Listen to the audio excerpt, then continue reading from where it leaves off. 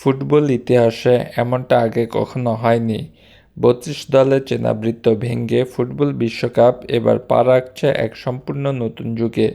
কিন্তু আপনি কি জানেন, ২০২৬ বিশ্বকাপের উদ্বোধনী অনুষ্ঠান এমন এক নজিরবিহীন ইতিহাস গড়তে যাচ্ছে, যা বিগত ১০০ বছরের ফুটবল ইতিহাসে কেউ কখনো কল্পনাও করেনি। হ্যাঁ, ঠিকই শুনেছেন। কোনো একটি নির্দিষ্ট ভেন্যু বা স্টেডিয়ামে নয়, ফিফা এবার পুরো মহাদেশ জুড়ে ছড়িয়ে দিচ্ছে ফুটবল উৎসবের আগুন।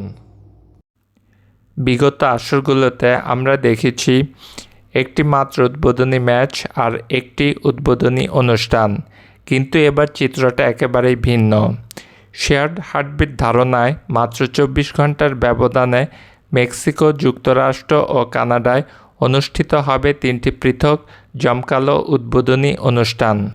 ১১ জুন মেক্সিকো সিটির ঐতিহাসিক এস্তাদিও আজতেকায় বিশ্বকাপের পর্দা ওঠার পর ঠিক তার পরের দিনই কানাডা টরন্টো এবং যুক্তরাষ্ট্রের লস অ্যাঞ্জেলেসে হবে বাকি দুটি উদ্বোধনী অনুষ্ঠান। অর্থাৎ উৎসব এবার একটা দেশ নয়, পুরো মহাদেশের।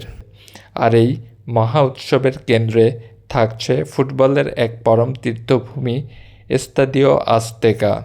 ফুটবল ইতিহাসে এটি প্রথম স্টেডিয়াম যা ৩টি ভিন্ন বিশ্বকাপের উদ্বোধনী ম্যাচ ও অনুষ্ঠান আয়োজনের অনন্য হ্যাট্রিক রেকর্ড গড়েছে।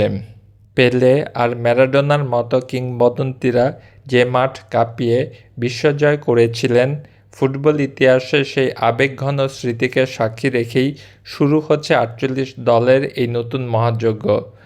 আর এই মহাযজ্ঞ উপলক্ষে ফিফা এবার আয়োজন করেছে সুপার বল স্টাইলের এক মেগা কনসার্ট।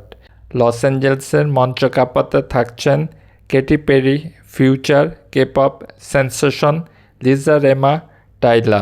এর পাশাপাশি একই মঞ্চে পারফর্ম করবেন লাতিন সেন্সেশন আনিতা এবং বাংলাদেশি ডিজে সঞ্জয়। মেক্সিকোতে থাকছেন লাতিন সুপারস্টার জে বালভিন। কানাডার টরন্টোতে মঞ্চ মাতাবেন মাইকেল বুবলে এবং ডান্সিং কুইন নোরা ফাতে। গ্ল্যামার আর মিউজিকের এই গ্লোবাল ফিউশন পুরো উদ্বোধনী আয়োজনকে নিয়ে গেছে এক মহাকাব্যিক উচ্চতায়। কিন্তু এই বিশাল আয়োজন সফল করা বড্ড কঠিন। মেক্সিকো থেকে লস অ্যাঞ্জেলেস আর সেখান থেকে টরন্টো হাজারো মাইলের ভৌগোলিক দূরত্ব। ২৪ ঘন্টার মধ্যে ৩টি দেশে নিখুঁতভাবে লাইভ ব্রডকাস্ট, গ্লোবাল টেলিকাস্ট, এসবই এক বিশাল টেকনিক্যাল ও লজিস্টিক্স চ্যালেঞ্জ।